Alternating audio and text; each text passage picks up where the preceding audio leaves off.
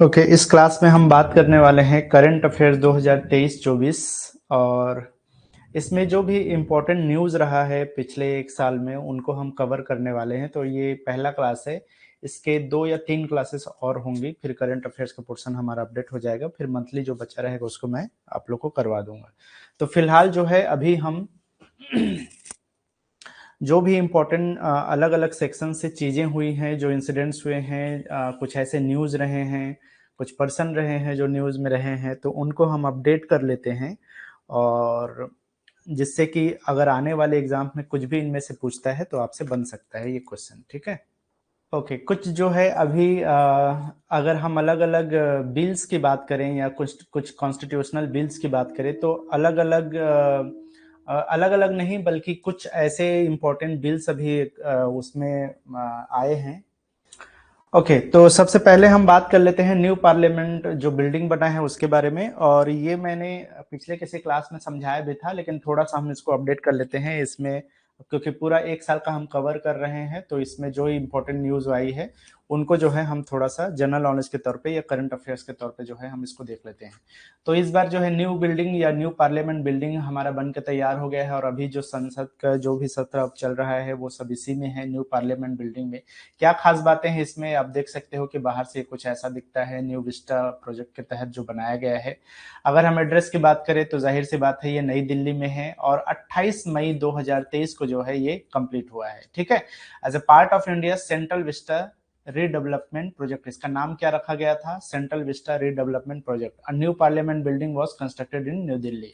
It was inaugurated on 28 May 2023 by prime minister Narendra Modi. तो याद रखना है प्रधानमंत्री नरेंद्र मोदी के द्वारा जो है 28 मई को जो है इसका लोकार्पण किया गया, इसका इनॉग्रेशन किया गया। ठीक है, क्या टेक्निकल एस्पेक्ट्स हैं, क्या इसके टेक्निकल डिटेल्स हैं, तो 4 फ्लोर हैं इसके और ग्राउंड का जो टोटल एरिया है वो 65,000 स्क्वायर माइल है या फिर बोल सकते हो 7 लाख स्क्वायर फीट का जो है ये एरिया में फैला हुआ है। अगर हम डिजाइन के या इसके कंस्ट्रक्शन की बात करें तो जो चीफ या मुख्य आर्किटेक्ट थे उनका नाम था बिमल पटेल। ठीक है, तो इन्होंने इसका डिजाइन तैयार किया, आर्किटेक्ट थे बिमल पटेल। आर्किटेक्चर फर्म जो है जिसको ये दिया गया था वो है HCP design planning and management private limited. खैर इतना डिटेल तो नहीं पूछेगा, बस आपको आर्किटेक्ट का नाम याद रखना है, मेन कॉन्ट्रैक्टर के नाम याद रखना है, ये टाटा प्रोजेक्ट लिमिटेड के द्वारा जो है इसको बनाया गया। ठीक है, तो ये कुछ चीजें जो है यहाँ से आपको ध्यान में रखना है। अगर हम बात करें सीटिंग कैपेसिटी की तो टोटल याद रखना है कि हमारे यहाँ अब जो न्यू जो बिल्डिंग बना है इसमें 1272 सीट्स अवेलेबल हैं, जिसमें से 828 लोकसभा के लिए है और राज्यसभा के लिए 384 है। ये सीट बेसिकली सीटिंग कैपेसिटी है, हम लोकसभा राज्यसभा की बात नहीं कर रहे हैं।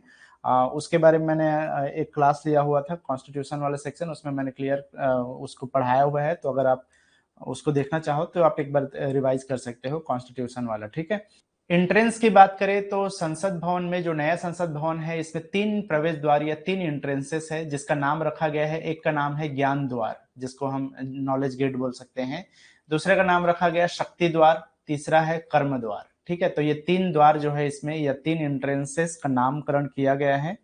Okay, there are 6 guardian statue, basically इसमें संरक्षक मूर्तियां या गार्ड मूर्ति या गार्ड स्टैच्यू जिसको बोला गया है, ये 3 एंट्रेंस में अलग अलग नाम रखा गया है, जैसे गज, अश्व, गरुड़, मकर, शार्दुल और हंस। ठीक है, तो बेसिक हंस, तो ये जो है यहाँ पर 3 एंट्रेंसेस में अलग अलग जो है गार्ड स्टेच्यूज यहाँ पे रखे रखे गए हैं या गार्ड स्टेच्यूज यहाँ पे बनाए गए हैं। अब यहाँ पे आपको एक चीज ध्यान रखना है कि ये जो है ये विदिशा मध्य प्रदेश का एक मंदिर है जिसको बोला जाता है विजया टेम्पल। ठीक है, ये विदिशा में है, विदिशा में है मध्य प्रदेश में। तो ये कुछ ऐसा ही इसका रिसेंबल है या बोल सकते हैं प्रतिमूर्ति या डिजाइन इसका उससे मिलता जुलता है। तो ये कई बार पूछ देता है कि बताइए नए संसद भवन का जो बिल्डिंग है वो किस तरह का डिजाइन है या किस मंदिर से मिलता जुलता इसका रिसेंबल है या डिजाइन है। तो याद रखना है विजय टेम्पल विदिशा मध्य प्रदेश का जो मंदिर है उसकी तरह ये लगता है देखने में। ठीक है, तो इस चीज को एक खास तौर पे आपको याद रखना है। इनॉग्रेशन जैसे कि मैंने बताया कि 28 मई 2023 को प्राइम मिनिस्टर नरेंद्र मोदी के द्वारा ऑफिशियली इसका इनॉग्रेशन किया गया न्यू पार्लियामेंट बिल्डिंग का। और ये जो सेशन है वो स्टार्ट हुआ है 19 सितंबर के दिन। ठीक है, मतलब कि जो काम काज है यहाँ का वो स्टार्ट हुआ है 19 सितंबर को। तो अगर उद्घाटन की बात करें तो ये 28 मई को उद्घाटन हुआ है, लेकिन ऑफिशियली जो इसका वो हुआ है, मतलब काम काज जो शुरू हुआ यहाँ पे, वो 19 सितंबर को यहाँ से शिफ्ट हुआ, क्योंकि 28 मई के बाद में भी जो है पुराने पार्लियामेंट हाउस में जो है काम हुआ, लेकिन उसके बाद में जो आधिकारिक तौर पे इसका जो बोलना चाहिए कि ऑफिशियल जो बिजनेस वर्क है वो स्टार्ट हुआ है 19 सितंबर 2023 को, और तभी से लेकर अभी तक जो है सारे जो काम है वो यहीं पे हो रहे हैं या शिफ्ट हो चुका है न्यू पार्लियामेंट बिल्डिंग में।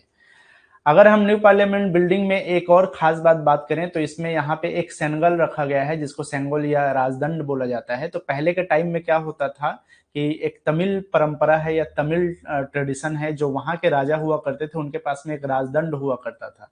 बेसिकली वो उस राजा को सौंपा जाता था जिसके ऊपर ये रिस्पॉन्सिबिलिटी थी कि पूरे साम्राज्य को किस तरह से न्यायपूर्ण तरीके से वो शासन करेगा, ठीक है।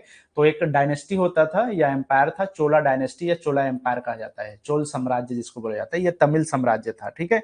तो उनके पास इस तरह का है, तो बेसिकली उन्हीं से ये इंस्पायर है, जो सेंगोल या फिर राजदंड यहाँ पे जो रखा गया है वो उसी से इंस्पिरेशन लिया गया है या उसी से इंस्पायर माना जाता है, ठीक है। तो आप देख सकते हैं उद्घाटन समारोह के हिस्से के रूप में तमिल परंपरा का पालन करते हुए अधिनम पुजारियों ने पीएम मोदी को एक सोने की परत चढ़ा हुआ राजदंड या जिसको हम सेंगोल बोलते हैं वो सौंपा गया, जिन्होंने इसे नए संसद भवन में लोकसभा अध्यक्ष के कुर्सी के पास स्थापित किया। प्राइम मिनिस्टर ने इसको लोकसभा अध्यक्ष का या जो स्पीकर का जो चेयर होता है उसके पास में उसको स्थापित किया। ये एक तरह का प्रतीक है कि सभी काम जो है न्यायपूर्ण तरीके से होगा।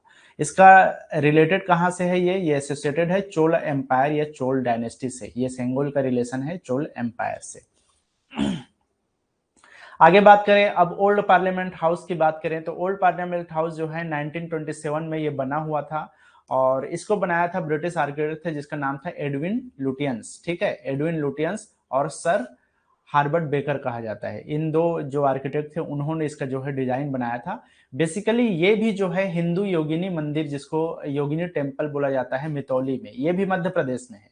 ये डिजाइन वहां से लिया गया है। तो आप ये बोल सकते हो कि इसका जो मिलता जुलता स्वरूप है ये योगिनी मंदिर जो है, 64 योगिनी मंदिर भी कहा जाता है, हिंदू योगिनी टेम्पल कहा जाता है, ये मितावली में है मध्य प्रदेश में।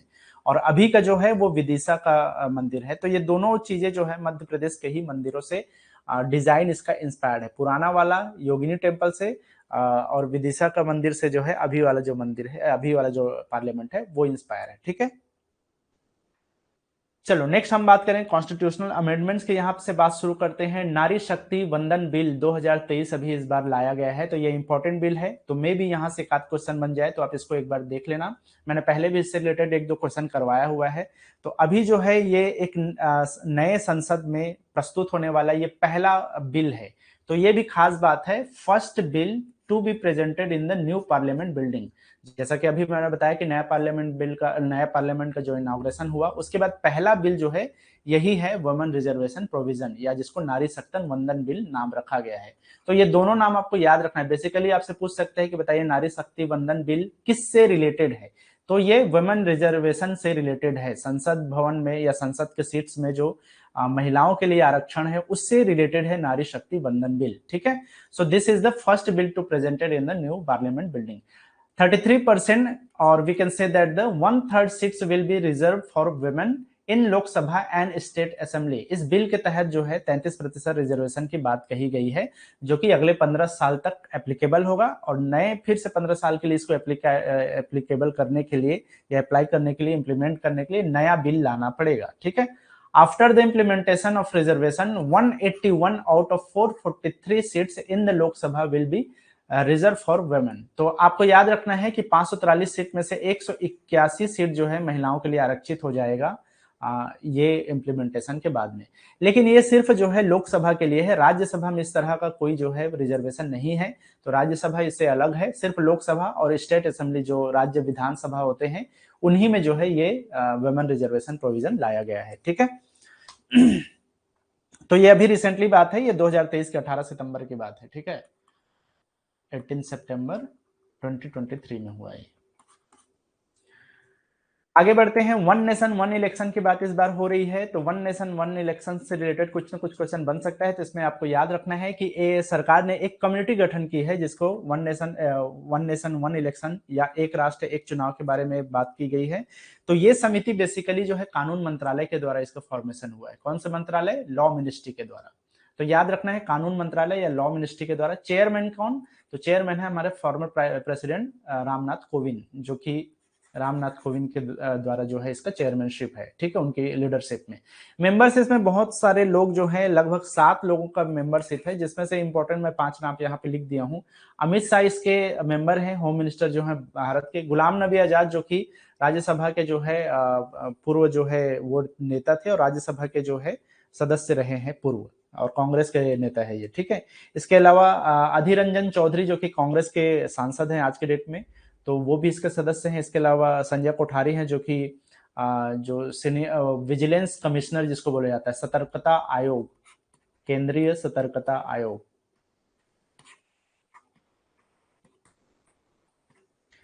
ठीक है।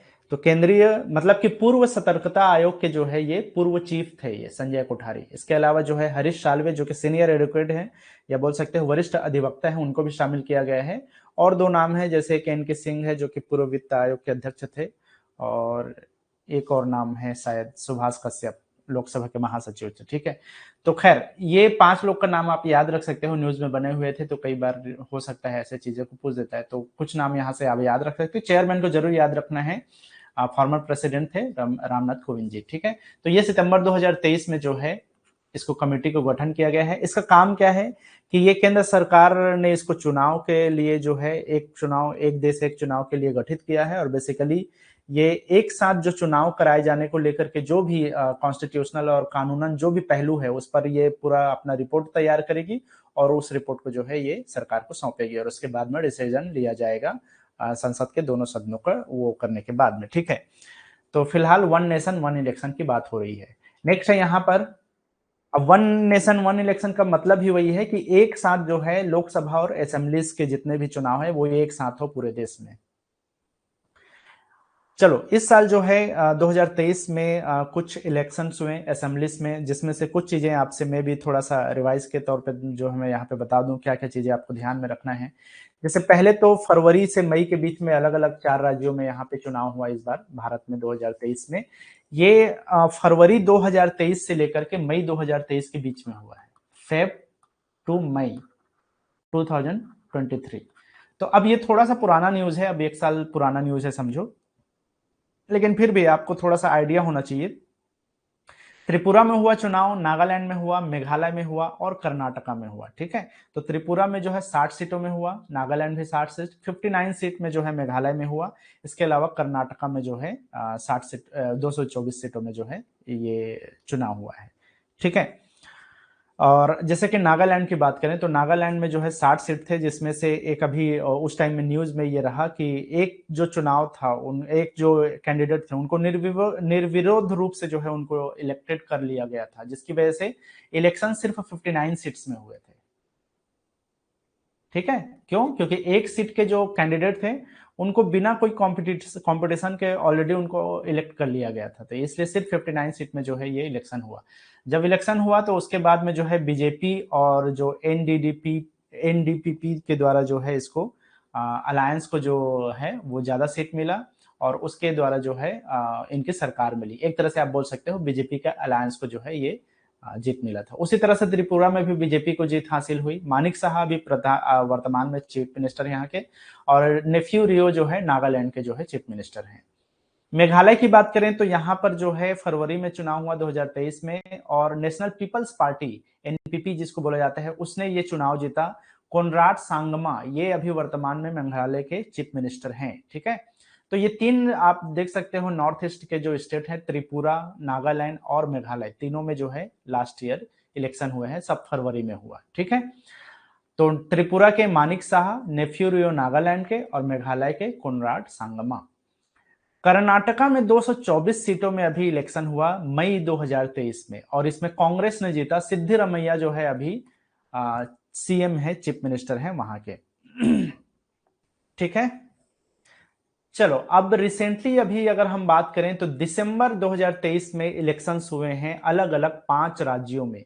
तो ये ज्यादा इंपॉर्टेंट है क्योंकि अब ये रिसेंट है, मतलब दिसंबर 2023 के ज्यादा दिन नहीं हुआ है और होता है इससे कुछ ना कुछ क्वेश्चन पूछा जा सकता है। ठीक, तो चलो देखते हैं इसमें कॉन्स्टिट्यूशनल एरिया की बात करें तो एक तो छत्तीसगढ़ में हुआ है और छत्तीसगढ़ में 2 स्टेजेस में इलेक्शन हुए हैं और मिजोरम में भी 2 स्टेजेस में इलेक्शन हुए हैं। बाकी 3 राज्यों में सिंगल स्टेजेस में जो है वोटिंग हुआ।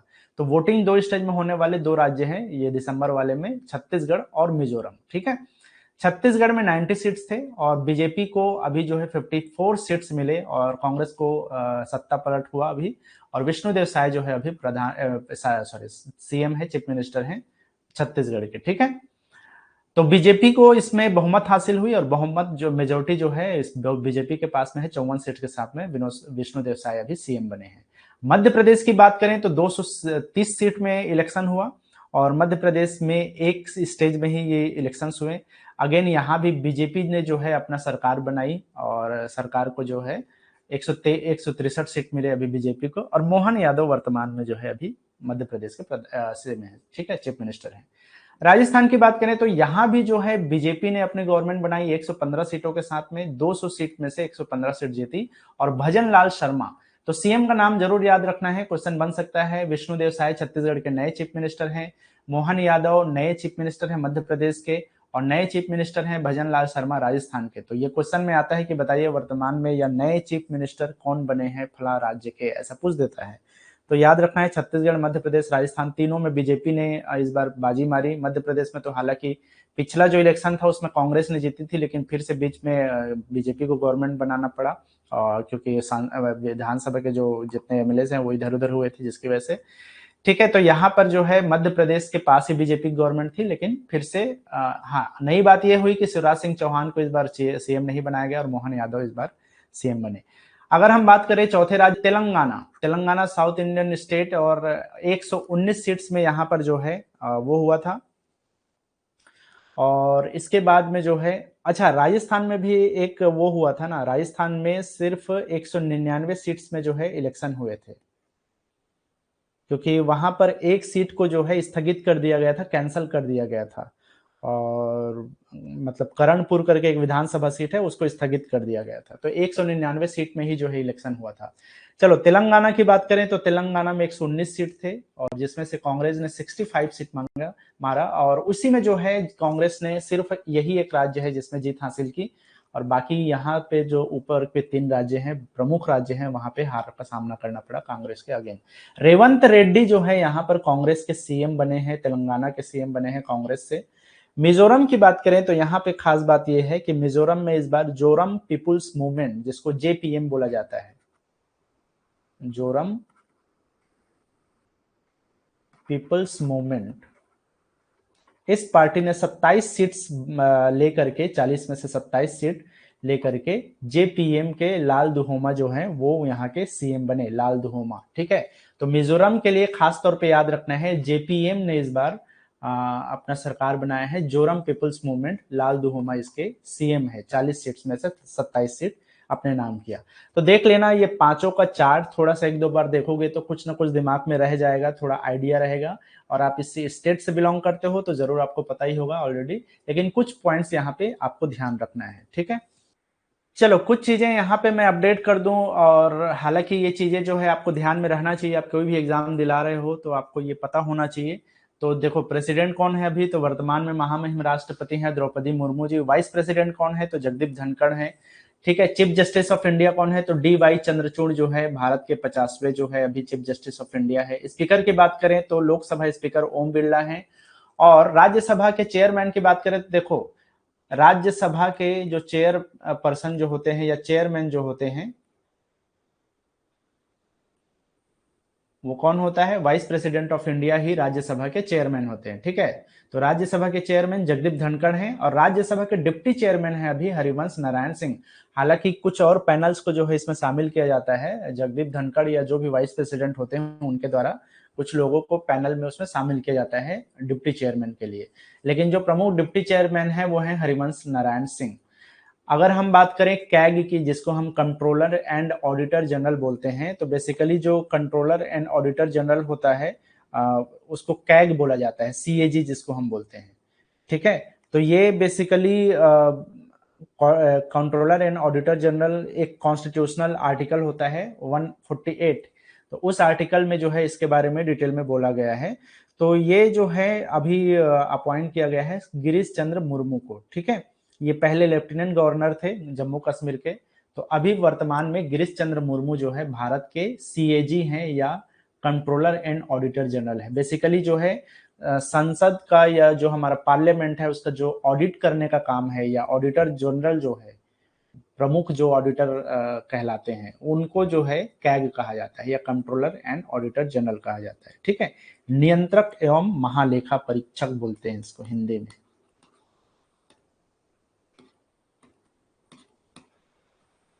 ठीक है। तो ये सबसे बड़ा लेखा अधिकारी आप मान सकते हो पार्लियामेंट का। तो गिरीश चंद्र मुर्मू जो है वर्तमान में CAG हैं। अगर हम कुछ नेशनल एजेंसीज की बात करें तो वर्तमान में अभी चीफ विजिलेंस कमिश्नर, जिसको केंद्रीय सतर्कता आयोग कहा जाता है, तो केंद्रीय सतर्कता आयोग के जो है वर्तमान में अभी जो चीफ हैं, प्रमुख हैं, उनका क्या नाम है? उनका नाम है प्रवीण कुमार श्रीवास्तव। तो ये नाम आपको याद रखना है, प्रवीण कुमार श्रीवास्तव वर्तमान में CVC हैं या चीफ विजिलेंस कमिश्नर है। चीफ इंफॉर्मेशन कमिश्नर, सूचना आयोग के आयुक्त, ठीक है। तो चीफ सूचना आयुक्त जो है कौन है? हीरालाल समरिया। तो हीरालाल समरिया जो है CIC हैं, मुख्य सूचना आयुक्त हैं भारत में वर्तमान में, हीरालाल समरिया। चीफ इलेक्शन कमिश्नर वर्तमान में राजीव कुमार भारत के मुख्य चुनाव आयुक्त हैं, या जिसको हम चीफ इलेक्शन कमिश्नर या CEC कहा जाता है इनको, CEC। तो CVC, CIC, CEC ये तीनों क्वेश्चन बार बार रिपीट होता है, और जब भी ये क्वेश्चन पूछता है तो जरूर तीनों ऑप्शंस में ये तीनों का इधर उधर करके नाम लिया रहता है। तो थोड़ा सा याद रखोगे तभी ये समझ में आएगा, या पहले से याद है तो बेहतर है, अदरवाइज एक बार देखोगे तो थोड़ा तीनों में डिफ्रेंशिएट करके ही इसको रखना, अदरवाइज जो है कंफ्यूजन हो सकता है। अगर हम इसरो की बात करें, इंडियन स्पेस रिसर्च ऑर्गेनाइजेशन, जिसको हम इसरो के नाम से जानते हैं, तो एस सोमनाथ वर्तमान में जो है इसरो के प्रमुख हैं, ठीक है। अगर हम नेशनल सिक्योरिटी एडवाइजर की बात करें, जिसको NSA बोला जाता है, तो अजीत डोभाल है। हालांकि इनके बारे में थोड़ा सा मैं अभी और डिटेल में अभी बताऊंगा, क्योंकि ये न्यू अपॉइंटमेंट है, तो न्यू अपॉइंटमेंट में क्या क्या बातें जो है पूछा जा सकता है उसको अभी थोड़ा सा हम लोग डिटेल में देखेंगे। यहाँ पे बस मैं लिस्ट प्रोवाइड कर रहा हूँ। National security advisor Ajit Doval. CBI director की बात करें तो प्रवीण सूद अभी वर्तमान में 23 मई को जो है इनको 25 मई को शायद, हाँ 25 मई को है, CBI डायरेक्टर के तौर पे जो है प्रवीण सूद को जो है नया जो है अपॉइंटमेंट दिया गया है। इसके अलावा रॉ डायरेक्टर को अभी जो है रवि सिन्हा को जून में जो है इनको अपॉइंटमेंट मिला है, रवि सिन्हा को रॉ डायरेक्टर, ठीक है। चलो देख लेते हैं कौन कौन से न्यू अपॉइंटमेंट्स हुए हैं। तो देखो अभी रिसेंटली फाइनेंस कमीशन, जो 16वें नंबर का फाइनेंस या वित्त कमीशन है, वित्त आयोग है, उसका गठन किया गया है। तो ये अभी रिसेंटली है 280 आर्टिकल में, आर्टिकल नंबर 280 में इसके बारे में मेंशन किया गया है। जो हमारा कॉन्स्टिट्यूशन का आर्टिकल नंबर 280 है, उसमें जो है फाइनेंस कमीशन के गठन से रिलेटेड जो भी प्रावधान है वो दिए जाते हैं, और उसी के तहत जो है ये फाइनेंस कमीशन गठन किया गया है। तो कौन से नंबर का फाइनेंस कमीशन है ये खास तौर पे आपको याद रखना है। तो अभी जो फाइनेंस कमीशन गठन हुआ है ये 16वें नंबर का फाइनेंस कमीशन है, ठीक है, 16वें नंबर का। और ये आप मान के चलो कि 2031 तक जो है इस तरह ये जो है अपनी सिफारिशें देंगी, और ये बोल सकते हो कि ये अभी चलेगा 2031 तक। चलो, तो 16वें वित्त आयोग के अध्यक्ष कौन है, चेयरमैन कौन है? तो इसके जो अध्यक्ष या चेयरमैन है उनका नाम है अरविंद पनगरिया, ठीक है। तो अरविंद पनगरिया के बारे में मैंने रिसेंटली एक क्वेश्चन भी इसके रिलेटेड हम लोगों ने किया था, जो कि नीति आयोग के जो है पहले उपाध्यक्ष रह चुके हैं Arvind Panagariya. There is a provision for finance commission in article 280 of the Indian constitution. It is constitutional body constituted for purpose of allocation of revenue resources between the central and state government. इसका काम क्या होता है वित्त आयोग का? वित्त आयोग का काम है जो भी रेवेन्यू जनरेट होता है, जो राजस्व हमें मिलता है अलग अलग रिसोर्सेज से, उसको किस बेसिस पे जो है सेंट्रल और स्टेट गवर्नमेंट के बीच में डिस्ट्रीब्यूट करना है, वो काम होता है या वो रिस्पॉन्सिबिलिटी होती है फाइनेंस कमीशन के पास। और इसमें सबसे मेन रिस्पॉन्सिबिलिटी होती है उसके चेयरमैन के। ठीक है, अरविंद पनगरिया अभी वर्तमान में चेयरमैन है। नेक्स्ट हम बात करते हैं न्यू सीबीआई डायरेक्टर। अभी जो है वर्तमान में नए जो सीबीआई डायरेक्टर के पद पे जो है जिनको अपॉइंटमेंट मिला है, उनका नाम है प्रवीण सूद। तो जैसे कि मैं बता रहा था, प्रवीण सूद को जो है अभी रिसेंटली 25 मई को जो है ये अपॉइंटमेंट दिया गया है। 25 मई 2023 की बात है। ठीक है, अब लगभग 1 साल होने को आए। तो कर्नाटका के ये डीजीपी रहे हैं पहले, और डायरेक्टर जनरल ऑफ पुलिस जिसको बोलते हैं। तो प्रवीण सूद को अब अपॉइंटमेंट दिया गया है नेक्स्ट सीबीआई के तौर पे। ठीक है, सीबीआई का बेसिकली मतलब क्या होता है? सेंट्रल ब्यूरो ऑफ इन्वेस्टिगेशन, केंद्रीय जांच ब्यूरो जिसको कहा जाता है। अगर चीफ ऑफ रॉ की बात करें तो रॉ का मतलब है रिसर्च एंड एनालिसिस विंग। तो ये जो है भारत का अनुसंधान एवं विश्लेषण विंग कहलाता है रॉ। आईपीएस ऑफिसर हैं रवि सिन्हा, उनको जो है नए चीफ के तौर पे अभी 30 जून से इनको अपॉइंटमेंट मिला है, 30 जून 2023 से। ठीक है, रवि सिन्हा आईपीएस ऑफिसर रहे हैं, Ravi Sinha selected as a new chief of रॉ। रॉ रवि सिन्हा, तो याद रख सकते हो रॉ रवि सिन्हा। ठीक है, नई दिल्ली में हेडक्वार्टर है और ये 1968 से कार्यरत है, रॉ जो एजेंसी है भारत के लिए। Director general of geological survey of India Janardan Prasad अभी वर्तमान में जियोलॉजिकल सर्वे ऑफ इंडिया के जनरल हैं, जनार्दन जियोलॉजिकल सर्वे। तो Janardan Prasad appointed as a new director general of geological survey of India. जो भूवैज्ञानिक सर्वेक्षण जो होता है, तो जो भी सर्वे का काम होता है इंडिया में जियोलॉजिकली, उसके डायरेक्टर हैं जनार्दन प्रसाद। ठीक है, तो इनका भी जो है न्यू अपॉइंटमेंट है अभी। नेक्स्ट हम बात करें एनएचएआई का chairman Santosh Kumar Yadav. Basically NHAI का मतलब होता है national highway authority of India, भारतीय राष्ट्रीय राजमार्ग प्राधिकरण कहा जाता है। ठीक है, तो इसके जो है नए चेयरमैन बने हैं संतोष कुमार यादव, आईएएस हैं संतोष कुमार यादव, उनको ये चेयरमैनशिप मिली है एनएचएआई का। रेलवे बोर्ड चेयरमैन एनसीईओ, देखो ये एक इतिहास रचा गया है, या बोलना चाहिए इतिहास में पहली बार ऐसा हुआ है जब किसी महिला को जो है महिला ऑफिसर को ये पोस्ट दिया गया है। Railway board chairman and CEO Jaya Verma Sinha, तो नाम याद रखना है Jaya Verma Sinha. Shrimati Jaya Verma Sinha took over the charge of new chairman and chief executive officer, जिसको हम सीईओ के नाम से जानते हैं। तो चेयरमैन और सीईओ जो पोस्ट है वो रेलवे बोर्ड का प्रमुख पोस्ट होता है और उच्च अधिकारी का पोस्ट होता है। और ये सितंबर 2023 से अभी जया वर्मा सिन्हा अभी नई जो है चेयरमैन और सीईओ के पद पे कार्यरत हैं। ठीक है, तो इसके पहले जो है अनिल कुमार लाहौटी थे, और ये इनका स्थान ली है या इनका कार्यभार अपने ट्रांसफर इनको किया गया है जया वर्मा सिन्हा को। तो ये पहली महिला मुख्य कार्यकारी और अध्यक्ष बनकर इतिहास रच दिया। तो ये खास बात है, याद रखना है कि पहली बार किसी महिला को महिला अधिकारी को चेयरमैन और सीईओ का पोस्ट मिला या अपॉइंटमेंट मिला है। अगेन हम नेक्स्ट बात करते हैं director general of central reserve police CRPF.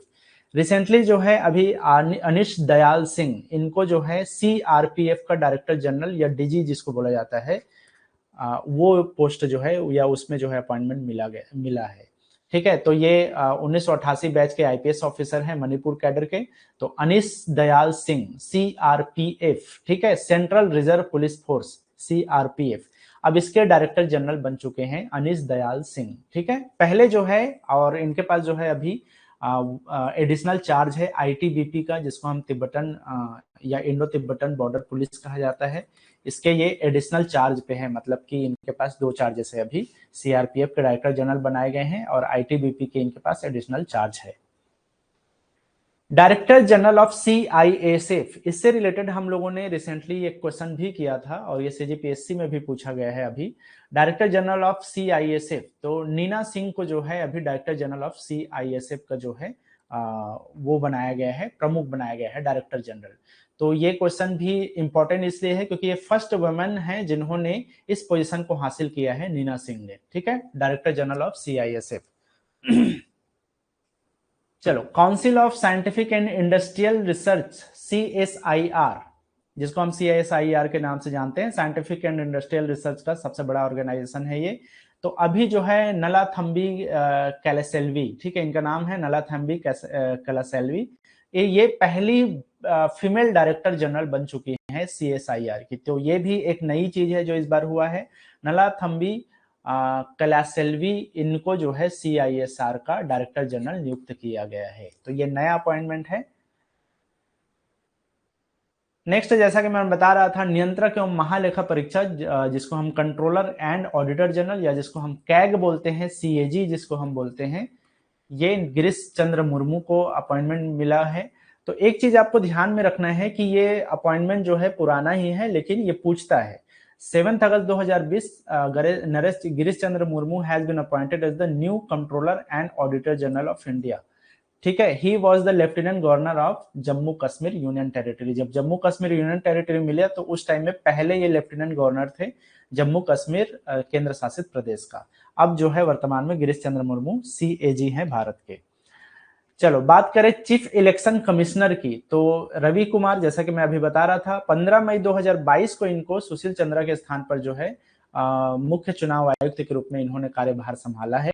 तो अपॉइंटमेंट पुराना है, लेकिन ये क्वेश्चन बीच में रिपीट हुआ था कई एग्जाम्स में, तो इसको याद रखना है, मुख्य चुनाव आयुक्त राजीव कुमार।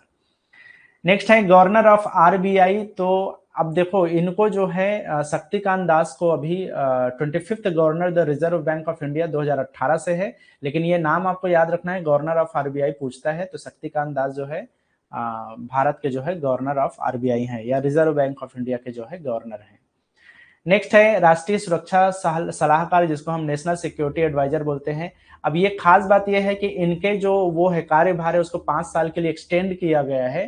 तो अजीत डोभाल जो है 2014 से NSA के जो है अभी चीफ हैं, लेकिन ये इनको फिर से नया अपॉइंटमेंट दिया गया है, और ये 5वें नंबर का जो है भारत के राष्ट्रीय सुरक्षा सलाहकार हैं अजीत डोभाल। तो ये नया अपॉइंटमेंट इनको एक्सटेंड किया गया है 5 सालों के लिए। ठीक है, अजीत डोभाल, इनको कैबिनेट मिनिस्ट्री के द्वारा जो है कैबिनेट मिनिस्ट्री का जो है रैंक इनको प्रोवाइड किया गया है। जो भी नेशनल सिक्योरिटी एडवाइजर होता है उसकी जो रैंक होता है वो सिमिलर होता है कैबिनेट मिनिस्टर के बराबर। IB की अगर हम बात करें, इंटेलिजेंस ब्यूरो, तो तपन कुमार डेका जो है अभी सेंट्रल गवर्नमेंट के द्वारा 24 जून 2022 को इनको अपॉइंटमेंट दिया गया था, और अभी जो है वर्तमान में भारत के इंटेलिजेंस ब्यूरो के निदेशक या डायरेक्टर कौन है? तपन कुमार डेका। तो देखो, अपॉइंटमेंट नया नहीं है, लेकिन अभी भी है, ये अपॉइंटमेंट से रिलेटेड क्वेश्चन पूछता है, तो इनको आपको याद रखना है। ये नहीं पूछेगा कि कब अपॉइंटमेंट हुआ, जनरली ये पूछ देता है कि कौन वर्तमान में अपॉइंटेड है। तो IB के वर्तमान में जो डायरेक्टर जनरल है वो तपन कुमार डेका है। ठीक है, इसरो की अगर हम बात करें तो जैसा कि मैं बता रहा था, एस सोमनाथ वर्तमान में चेयरमैन है इसरो के, इंडियन स्पेस रिसर्च ऑर्गेनाइजेशन के। क्या खास बातें हैं? ये 10वें नंबर के चेयरमैन है इसरो के। इन्होंने के सिवान को जो है उनका स्थान लिया, और जब चंद्रयान 2 जब चल रहा था मिशन, उस टाइम में के सिवान थे। अभी चंद्रयान 3 के टाइम में जो है एस सोमनाथ थे, एस सोमनाथ है। ठीक है, तो हालांकि ये कब से हैं? 15 जनवरी 2022 को है। तो मैं भी आपसे पूछ दे कि बताइए चंद्रयान 3 के टाइम में कौन इसरो के चेयरमैन रहे हैं या कौन है? तो याद रखना है, चंद्रयान 3 के समय एस सोमनाथ, और चंद्रयान 2 मिशन के समय जो है के सिवान जो है इसरो के प्रमुख थे।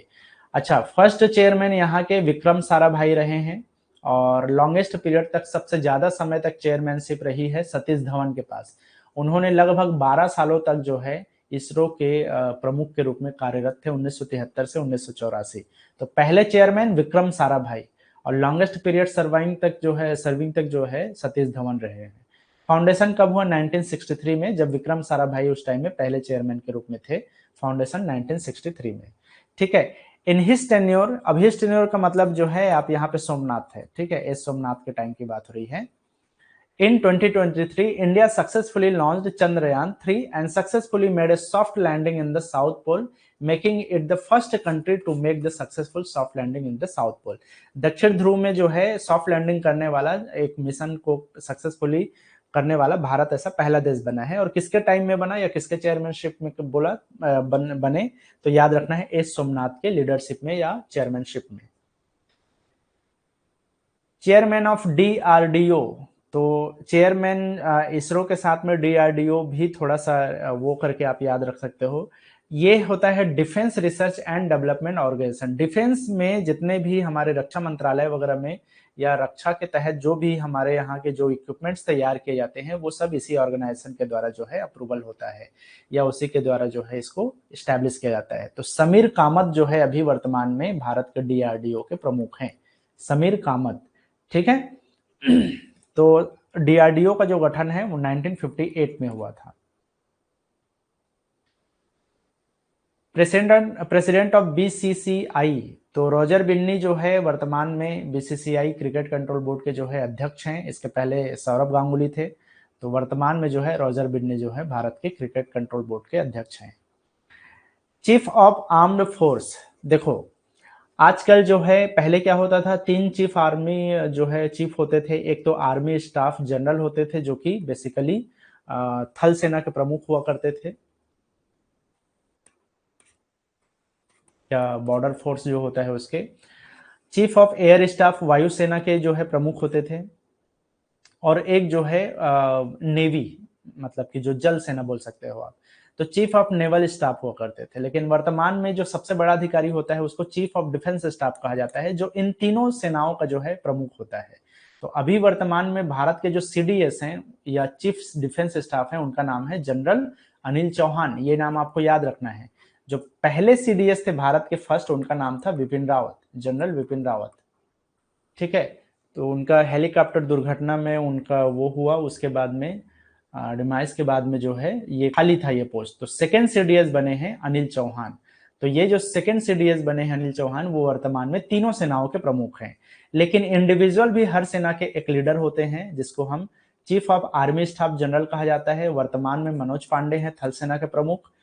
Chief of army air staff है जिनको वायुसेना का प्रमुख बोला जाता है, और इनको चीफ मार्शल कहा जाता है। तो जैसे जनरल जो वर्ड है ये बेसिकली थल सेना के लिए प्रमुख होता है, और मार्शल जो शब्द है वो स्पेशली एयर स्टाफ या वायुसेना के लिए होता है। तो अभी एयर चीफ मार्शल है विवेक राम चौधरी। अगर हम चीफ ऑफ नेवल स्टाफ की बात करें तो यहाँ पे एडमिरल शब्द यूज होता है या एडमिरल पोस्ट होता है, जो प्रमुख है उनका नाम है राधा कृष्णन हरि कुमार, राधा कृष्णन हरि कुमार। तो मनोज पांडे, विवेक राम चौधरी और राधा कृष्णन हरि कुमार तीनों सेनाओं के प्रमुख हैं रिस्पेक्टिवली। चीफ ऑफ लॉ की बात करें तो वर्तमान में जैसा कि मैं बताया कि भारत के जो चीफ जस्टिस ऑफ इंडिया जिसको हम बोलते हैं वो है DY चंद्रचूड़। बेसिकली ये भारत के 50th नंबर के जो है CJI हैं, चीफ जस्टिस ऑफ इंडिया हैं, और इनका अपॉइंटमेंट हालांकि 9 नवंबर 2022 से है, ठीक है। तो ये कहलाते हैं CJI, chief justice of India. इसके अलावा है attorney general of India. Basically जो है अटॉर्नी जनरल एक तरह से कॉन्स्टिट्यूशनल लॉयर होते हैं गवर्नमेंट के। तो उनका नाम है R वेंकट रमणी। तो अटॉर्नी जनरल ऑफ इंडिया सबसे बड़ा जो है लॉयर बोल सकते हो, कॉन्स्टिट्यूशनल लॉयर या संवैधानिक वकील बोल सकते हो उनको, ठीक है। उसी के अंडर में काम करते हैं सॉलिसिटर जनरल, तो ये तुषार मेहता है सॉलिसिटर जनरल, ठीक है। तो अटॉर्नी जनरल R वेंकट रमनी और सॉलिसिटर जनरल तुषार मेहता। तो ये 3 नाम आपको लॉ से रिलेटेड आपको याद रखना है, भारत के संवैधानिक कानून या संवैधानिक लॉ से। चलो आगे हम बात करते हैं, कितना टाइम हुआ, ठीक है। समिट्स की बात कर लेते हैं। रिसेंटली भारत से रिलेटेड क्या चीजें हैं जो पूछा जा सकता है, इसको मैं शॉर्ट में बताऊंगा, हालांकि डिटेल में है नोट्स, आप चाहो तो इसको बाद में पढ़ लेना। मैं जो जो इंपॉर्टेंट पॉइंट्स है इसको आप लोग को बता देता हूँ, कौन कौन से समिट्स 2023 में हुए हैं। अब 2024 में जो भी समिट्स होंगे उसको मैं अपडेट कर दूंगा अगर आए जो भी होगा। फिलहाल तो अभी कोई समिट्स अभी नहीं है। तो कुछ चीजें जो है अक्सर एग्जाम वगैरह में पूछता है, जैसे एक है संघाई कोऑपरेशन ऑर्गेनाइजेशन, जिसको संघाई सहयोग संगठन कहते हैं। तो बेसिकली ये क्या होता है कि ये जितने भी यूरेशियाई कंट्रीज हैं, ठीक है, यूरेशियन पॉलिटिकल जो कंट्रीज हैं उनके बीच में एक तरह का समझौता है, डिफेंस समझौता है या सिक्योरिटी समझौता है। इंटरनेशनल जो भी सिक्योरिटी है उसके लिए एक तरह का पैक्ट है, समझो एक तरह का समझौता है, ताकि आपस में एक दूसरे का सहयोग किया जा सके। एक दूसरे राज्य की, एक दूसरे देशों की जो है सहयोग किया जाता है। तो ये 2001 में जो है इसका संगठन का गठन हुआ था या इसका एस्टेब्लिशमेंट हुआ था, संघाई कोऑपरेशन ऑर्गेनाइजेशन या SCO बोला जाता है इसको, ठीक है। फॉर्मेशन हुआ था 2001 में, जैसा कि मैंने बताया 15 जून 2001 को ये हुआ था। और ये किस टाइप का ऑर्गेनाइजेशन है? म्यूचुअल सिक्योरिटी, एक दूसरे के साथ में रक्षा समझौता को लेकर के है, राजनीतिक समझौता और फाइनेंशियल कॉपरेशन, एक दूसरे को आर्थिक सहयोग देना। हेडक्वार्टर है इसका चाइना में, बीजिंग में, और इसका एक और हेडक्वार्टर है ताशकंद में, जो कि उज्बेकिस्तान में पड़ता है। इसका ऑफिशियल लैंग्वेज है, एक तो चाइनीज है और दूसरा रसियन इसका ऑफिशियल लैंग्वेज है। मेंबरशिप में भारत इसका एक मेंबर है, और यही एक चीज है जो आपको जानना है कि एससीओ का ऑफिशियल मेंबरशिप भारत के पास में ही है। टोटल 9 सदस्य है। तो 2 पॉइंट आपको याद रखना है यहाँ पे, 9 सदस्य जिसमें से एक भारत है। अब बाकी देश याद रखना जरूरी नहीं है, क्योंकि हमारे एग्जाम में इतना डिटेल में नहीं पूछेगा। इसमें India, China, Russia, Iran, Pakistan, Kazakhstan, Kyrgyzstan, Tajikistan, Uzbekistan, ये सारे जो है देश इसमें शामिल है। ये सारे एक तरह से बोल सकते हो कि यूरेशियन कंट्रीज के अंडर में आते हैं। ठीक है, चलो अगर हम बात करें समिट 2023 में एससीओ का कहाँ हुआ, तो मैं तो अभी जो बताया वो इंट्रोडक्शन था बेसिकली, लेकिन ये जो नया समिट हुआ है, इसका सम्मेलन हुआ है, ये कहाँ हुआ है? तो ये बेसिकली 2022 में हुआ था उज्बेकिस्तान में। आपसे जो क्वेश्चन पूछ सकता है वो ये है कि इस साल 2024 में एससीओ का नया सम्मेलन कहाँ होगा? तो आपको याद रखना है कि ये अस्ताना में होगा, जो कि कजाकिस्तान देश में पड़ता है। ठीक है, तो ये है एक खास बात, क्योंकि ये जो हुआ था वो 2022 में हुआ था पहले, और इसके बाद में 2023 में जो हुआ है वो आपको याद रखना है इंडिया में हुआ है। ठीक है, तो पहले जो हुआ 2022 में उज्बेकिस्तान में हुआ, और 2024 में होने वाला है कजाकिस्तान में। लेकिन ये 2022 वाला याद रखने की जरूरत नहीं है, आपको नेक्स्ट जो होगा 2024 में अभी वो याद रखना है। और ये 2023 में भारत में ही हुआ है, तो ये जरूर इंपॉर्टेंट चीज है और इससे क्वेश्चन पूछ सकता है कि इस एससीओ का पिछला जो समिट है, बोलेगा पिछला का मतलब 2023 वाला, क्योंकि अब 2024 में ये होने वाला है, तो पिछला करके 2023 का पूछ सकता है। अच्छा, इस टाइम में जो थीम रखा गया है वो थोड़ा सा यूनिक था। इसका थीम रखा गया था सिक्योर एससीओ। ठीक है, सिक्योर एससीओ, और सिक्योर का फुल फॉर्म यहाँ पे दिया गया। सिक्योर में एस का मतलब है security, economic development, C for connectivity, U unity, R respect for sovereignty and territorial integrity, E का मतलब है एनवायरमेंटल प्रोटेक्शन। तो आप फुल फॉर्म तो याद रखना वो नहीं है जरूरी, लेकिन आप देख सकते हैं इसको। तो सिक्योर एससीओ इसका थीम रखा गया। ठीक है, क्या बातें याद रखना है? एससीओ में 9 मेंबर है, 9 में से एक भारत भी है। 2023 का जो समिट है वो 23वें नंबर का ही समिट है, और वो इंडिया में ही हुआ है। और इसके जो चेयरमैनशिप था वो प्रधानमंत्री नरेंद्र मोदी के पास में था। अब जो नेक्स्ट होगा वो अस्ताना कजाकिस्तान में होगा। चलो आगे बढ़ते हैं, ब्रिक्स समिट की बात करते हैं। 15वां नंबर का ब्रिक्स समिट है। अब ब्रिक्स में भी इंडिया इसका हिस्सेदार है। अब ब्रिक्स का जो फुल फॉर्म है वो इसके देश के इनिशियल्स हैं, जैसे कि Brazil, Russia, India, China and South Africa, यही से बना है। BRIC और एस का जो फुल फॉर्म है वो यहां से बनता है। तो ये 2010 में जो है इसको बनाया गया था। हालांकि इसको पहले ब्रिक के नाम से जाना जाता था, जब साउथ अफ्रीका इसका हिस्सा नहीं था। बाद में जब साउथ अफ्रीका इसका हिस्सा बना, तब वर्तमान में इसको ब्रिक्स बोला जाता है। ठीक है, चलो मेंबरशिप की बात करें तो जैसा कि इसके नाम में ही है, 5 अल्फाबेट्स हैं और 5 जो है इसके वो है। तो देश का नाम याद रखना बहुत आसान है, इसके अल्फाबेट्स को ही आप याद रख सकते हो। ठीक है, अगर हम बात करें इसके वर्तमान लीडर की, तो आप देख सकते हो जैसे ब्राजील है, और इसके जो है अभी लूला डे सिल्वा जो है इसके प्रमुख हैं। व्लादिमीर पुतिन रसिया के हैं। नरेंद्र मोदी इंडिया के रिप्रेजेंटेटिव हैं, या बोलना चाहिए हेड हैं। जी जिनपिंग जो है चाइना के, और क्रिल रामफोजा ये जो है साउथ अफ्रीका के जो है प्रेसिडेंट ऑफ साउथ अफ्रीका। तो ये लोग लीड कर रहे हैं इसको। वर्तमान में समिट की बात करें तो 2023 में जो समिट हुआ है 22 से 24 अगस्त 2023 में, ये कहाँ हुआ है? ये हुआ है साउथ अफ्रीका में। तो जो भी देश में होता है वहां का जो प्रमुख होता है, या तो प्रेसिडेंट या प्राइम मिनिस्टर, वो उसका चेयरमैनशिप उसके पास में होता है। जैसे रामफोसा जो कि प्रेसिडेंट ऑफ साउथ अफ्रीका थे, वो जो है यहाँ के चेयरमैनशिप इनके पास था। ठीक है, नेक्स्ट जो होने वाला है ये कजान रसिया में होने वाला है। इस साल कहाँ होगा? कजान रसिया में। तो ये इंपॉर्टेंट चीज है। पूरा अभी जो रिसेंटली हुआ 2023 में वो साउथ अफ्रीका में हुआ है, और 2024 में होगा कजान रसिया में। G7 समिट की बात करें तो G7 बेसिकली ये एक ग्रुप है जो कि जिसमें Canada, France, Germany, Italy, Japan और यूनाइटेड किंगडम और अमेरिका शामिल है। 7 देशों का ये यूनियन है, ठीक है। तो आप देख सकते हो कि इसमें एक तरह का ये इंटर गवर्नमेंटल पॉलिटिकल फोरम है एक तरह का, जिसमें से कनाडा है, फ्रांस है, जर्मनी है, इटली है, जापान है, यूनाइटेड किंगडम है और यूनाइटेड स्टेट इसके वो है।